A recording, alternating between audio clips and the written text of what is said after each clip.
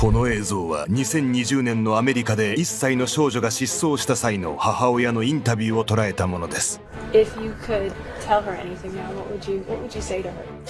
I love her and I miss her, that I'll be with her as soon as I can get to her and what I can. 彼女が涙を流し会いたいと話した娘の居場所とは、2020年3月6日アメリカテネシー州サリバン郡ブラウントビル。テネシー州当局の捜査員は長年手つかずになっていたとある物置小屋を訪れていました。それは4ヶ月前に行方不明となった1歳の少女エブリン・メイ・ボスウェルの行方を探すため、そこで捜査員の目に留まったのは小屋の奥に隠すようにして置かれていたゴミ箱。おい、こっちへ来てくれ。捜査員はそのゴミ箱を覗くと慌てて同僚を呼び集めました。そう、ゴミ箱の中には腐敗したエブリンの遺体が逆さまに押し込まれていたのです。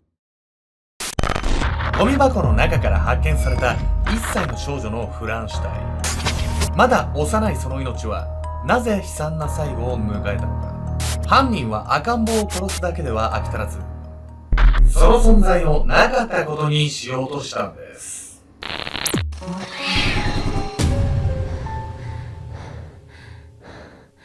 盗撮けんちゃんです。みやみやみこんです。そんなあなたに北海道クイズ。道路にね、日本の南に行けば行くほどないものが道路にあるの。その何かを当ててほしいんだけど、その何かっていうのは、雪がいっぱい降るからこそあるものが北海道の道路にあったんだけど、なんか知ってる？わかったわ。何？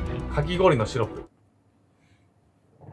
どういう文化がそこにあると思ってる？雪が、って。俺も北海道で、おばあちゃんが。いや、答えは、夏場に行ったから、何のことか分かんなかったんだけど、下矢印が北海道の道路の上にバーって置いてあるの。電柱がこうあって、その下矢印がこう置いてあって、そこは実は道路の白線のとこなんだ。白線なんだ。雪が積もっちゃうと、境目が分かんなくなっちゃう。気づかなかった？気づいてない。今度北海道行った時見てみなさい。見るわ。そういうしかないわね。今回ご紹介するのはアメリカテネシー州で起こった殺人事件について。この事件では生後15ヶ月の赤ちゃんの遺体がゴミ箱に押し込まれた状態で発見されるんです。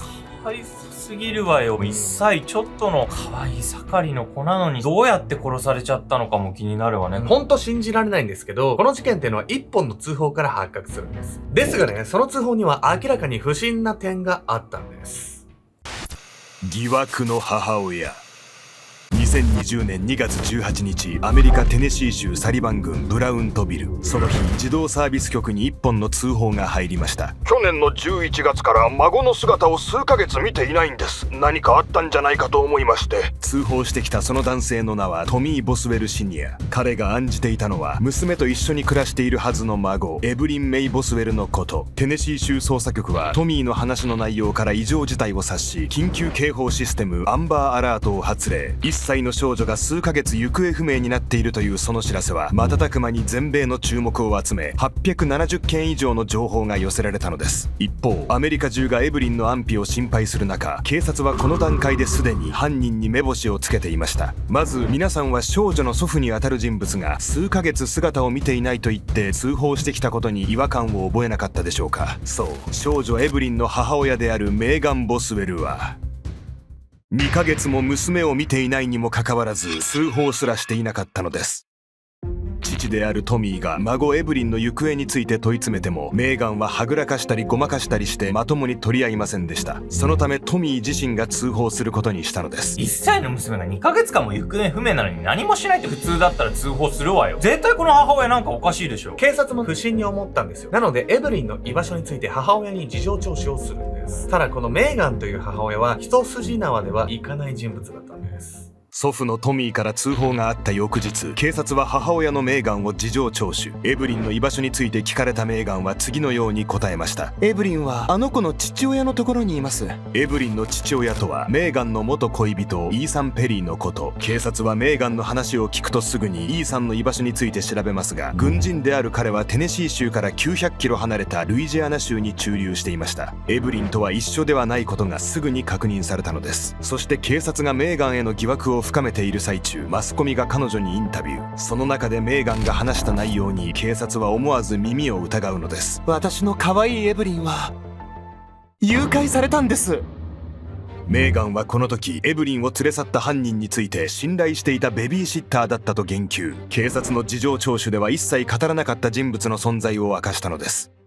いや、エブリンが父親のとこにいるだの、誘拐されたの言ってることもめちゃくちゃになっちゃってんじゃないのよ。誰がこんなこと信じられるわけ？実はこれでもまだ序の口なんです。メーガンはこの後も明らかな嘘を並べ続けるんです。数えきれない嘘と一つの真実。事情聴取とテレビのインタビューとで全く異なる発言をしたメーガンは再び警察へ呼び出されました。すると彼女はここでも要領を得ない発言をするのです。本当のことを話すと、エブリンは母が連れて行ったんです。それで別の人に預けたと言っていました。私のところにいるよりあの子にとっていい生活ができるからって。メーガンはこれまで一度も名前を出していなかった彼女の母親アンジェラ・ボスウェルがエブリンの居場所を知っていると言及。そして不可解な発言はまだまだ続きます。警察の尋問の後、再びマスコミのインタビューを受けたメーガンは次のように語ったのです。私の母親がエブリンをメンドータのキャンプ場に連れて行ったんです。警察にもこの話はしたけど信じてもらえなかった。もう私自身で探しに行くしかないんです。メーガンは涙ながらにこう続けます。私の母はとても恐ろしい人で、ずっと脅されていたんです。それで今までこの話ができなかったんです。コロッコロ言い分が変わりすぎて何を信じたらいいか分かんないじゃない。これも確実に虚言でしょ。メーガンは話を二転三転させて何かを隠そうとしてる感じしますよね。彼女は警察に絶対に探されたくない場所があったんです。メーガンは娘のエブリンがメンドータのキャンプ場へ連れ去られたと話していましたが、犯人と断じられた祖母アンジェラはその事実を否定。警察もすでにその場所を捜索済みで、メーガンが話したことは全て出任せであると分かりきっていました。この後も事情聴取やインタビューを受けるたび、メーガンの話は二転三転。彼女は度重なる嘘の供述で捜査を妨害したとして虚偽報告の容疑で逮捕されるのです。そしてメーガンが必死に嘘を重ね隠そうとしていたその場所は父親のトミーによって明かされました。私が昔メーガンの遊び場として建てた小屋なのですが、何かあるかもしれません。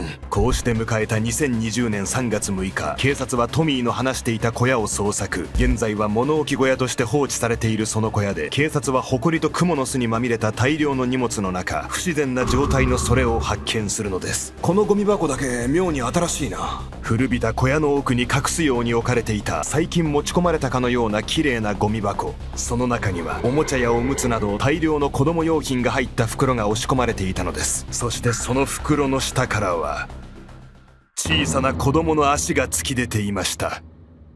何をどう考えたらこんなひどいことができるんだ。ゴミ箱の中の亡骸を前に唖然とする捜査員。その遺体は紛れもなく4ヶ月間行方不明となっていたエブリンのものでした。遺体は毛布できつく巻かれ、頭部をアルミホイルで覆われた状態。このゴミ箱やゴミ袋、アルミホイルからメーガンの指紋が見つかり、彼女が娘のエブリンを殺害しゴミ箱に押し込んだ張本人であることが確定したのです。この母親最初から怪しかったもんね。でも小屋のゴミ箱調べられたくないからってそんな嘘つき続けるって逆に疑われるようなことじゃない。実は傍から見ればちぐはぐでも、メーガンはどの嘘も理にかなったものだと思い込んでいたんです。ここで本日のメトラキーワード、空想虚言について。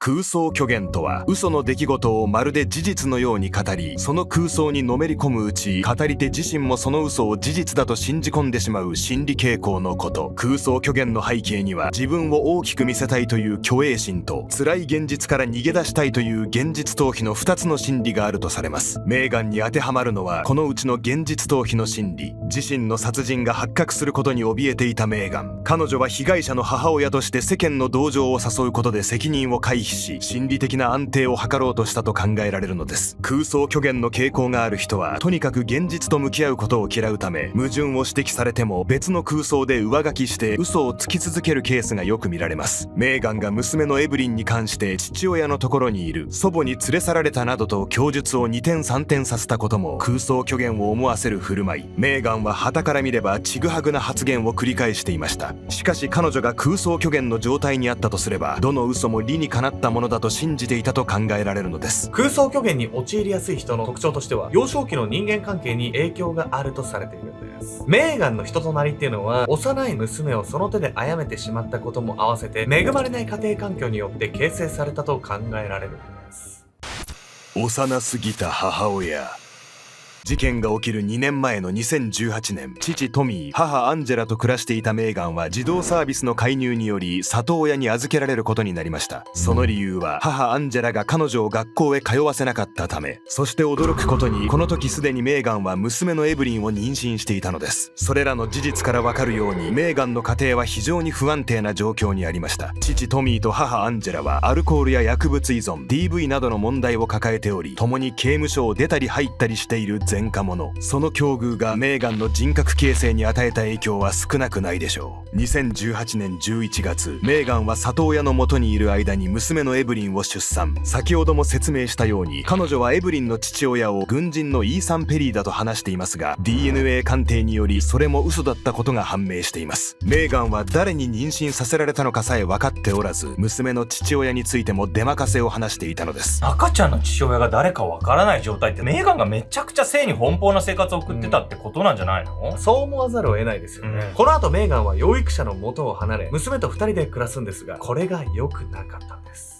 メーガンの里親制度は4ヶ月で終了し、彼女は娘のエブリンを連れて父親トミーの元へ。この頃のメーガンは SNS でエブリンとの幸せそうなツーショットを頻繁に投稿していましたが、その生活も長くは続きませんでした。ある時、メーガンは部屋の掃除をめぐって父親のトミーと対立し、家を追い出されることに。彼女はエブリンと2人でトミーが用意したトレーラーハウスに移り住むのですが、そこから様子がおかしくなっていくのです。何よこれ、ちゃんとおむつ替えてるの？エブリンの世話をしに訪れたベビーシッターは彼女に近づくと同時に周囲に立ち込める尿の匂いに気づきました。エブリンの体は排泄物で汚れており、ベビーシッターがこれまで見たこともないほどのおむつかぶれができていたというのです。メーガンはこのことを一切気にしておらず、一緒に食事に行った友人はエブリンの顔や服が汚れており、テーブル越しでさえ匂いを感じたとも。そして2019年12月以降、メーガンの周囲の人々はエブリンの姿を一切見かけなくなりました。それはちょうどメーガンが新しい恋人ハンターウッドとの同棲を開始した時期。1歳を迎えたばかりの娘の命よりも新しい恋人との日々の方がメーガンにとっては大切だったのかもしれません。存在しなかった。2019年12月某日、メーガンが暮らすトレーラーハウスの中には甲高い子供の泣き声が響いていた。その目に大粒の涙を浮かべ、顔をぐしゃぐしゃにして泣き叫ぶエブリン。もう何日着替えていないかもわからない彼女の衣服は薄汚れ、室内には糞尿の匂いが立ち込めていた。うるさいこのクソガキ、黙りなさいよ。母メーガンの怒りの声にエブリンの泣き声は一層激しさを増していく。娘を睨みつけるメーガンの顔にはもはやその子の母親とは思えないほどの憎しみがにじみ出ていた。クソが、ハンターともっと一緒にいたいのに、こいつさえ存在しなければ。17歳の少女にとって恋人と過ごしたいと思う感情自体はごく自然なものかもしれない。しかしその感情を優先してしまう彼女は子供を産むにはやはり幼すぎた。部屋中に響く娘エブリンの泣き声に奥歯を強く噛みしめながら立ち上がったメーガン。その手には台所にあったアルミホイルが握られていた。うるさい、黙れ。子供が泣き止まないのなら声も聞こえないように蓋をしてしまえばいい。そしてその存在を消してしまえばいい。そうとでも言うかのようにメーガンは泣きじゃくる我が子の頭にアルミホイルをきつく巻きつけた。息苦しさを訴えるかのようにくぐもった声を漏らし暴れるエブリン。メーガンは彼女を押さえつけ、その体に毛布を巻きつけて動きを封じた。そして次にメーガンは部屋の片隅に置かれたゴミ箱に目をやった。彼女はエブリンを包んだ毛布をつかみ上げると、そのゴミ箱へエブリンの体がひしゃげるほどの力で押し込んだ。その後、メーガンは幼い頃に父が建ててくれた遊び場の小屋の中へ動かなくなったエブリンを入れたゴミ箱を遺棄。約4ヶ月後に発見されたその遺体は逆さまの状態でそのゴミ箱に押し込められていました。彼女が体を大きくのけぞらせ、頭が背中に触れるほどいびつな体勢をとっていたことから相当な力で押し付けられたことは明らか。顔の一部は圧迫され平らに変形しているほどでした。検視の結果、エブリンの死因は殺人的暴力による窒息と判明。彼女は生きたままゴミ箱に押し込まれ、その中で窒息死した可能性があるのです。娘を人間とすら思ってないような扱いじゃないのよ、もう。しかも娘がいると自由に遊べないからって身勝手が過ぎるわよ。本当にひどい母親ですよ、これは。裁判においても彼女が特に追及を受けたのが、娘を殺害しておきながらも平然と嘘を吐き続けているその態度だったんです。裁判において検察はメーガンの罪を次のように指摘。彼女は次々と異なる供述を繰り返しました。最も悪質なのはエブリンがまるで存在しなかったかのように平然と日常生活を続けた点です。検察が断じたように我が子をその手で殺めた挙句、都合の悪い現実から目を背け自分を守るために嘘を重ね続けたメーガン。しかし嘘で作り上げた空想の世界にいつまでも逃げ込めるほど現実は甘くはありません。2023年2月、第1級殺人を含む19の罪で有罪となったメーガンに下された判決は最低51年仮釈放なしの終身刑。さらに同年9月には児童虐待やネグレクト、証拠隠滅、死体遺棄、虚偽報告などの罪で33年の刑期が追加されました。こうしてメーガンは事実上残りの人生の全てを刑務所で過ごすことに。判決を受け彼女はこう語っています。私は決してエブリンを殺していませんし、傷つけてもいません。公正な裁判であれば無罪になっていたはずです。判決を不服とし控訴の意向を示したメーガン。自分は娘を失った悲劇の母だという虚構を信じ続けた彼女の中では、その無罪の主張さえも真実とすり替わっていたのかもしれません。あなたはメーガンのように嘘に嘘を重ねた経験がありますか？その嘘の代償としてどのような思いをしましたか？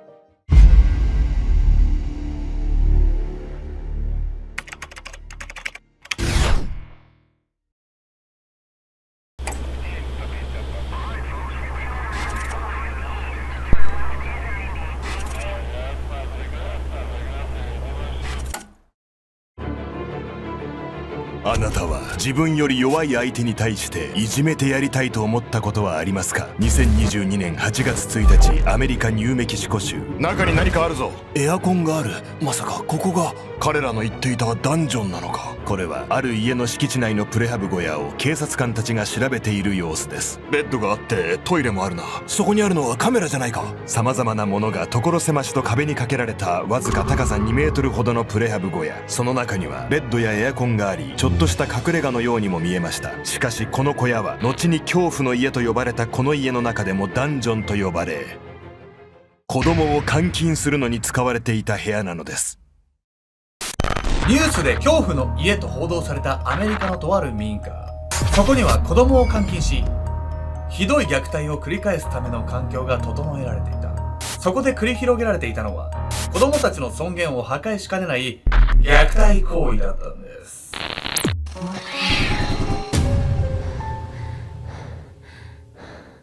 この動画の続きはオンラインサロン秘密結社アルゴメトリーでご視聴ください。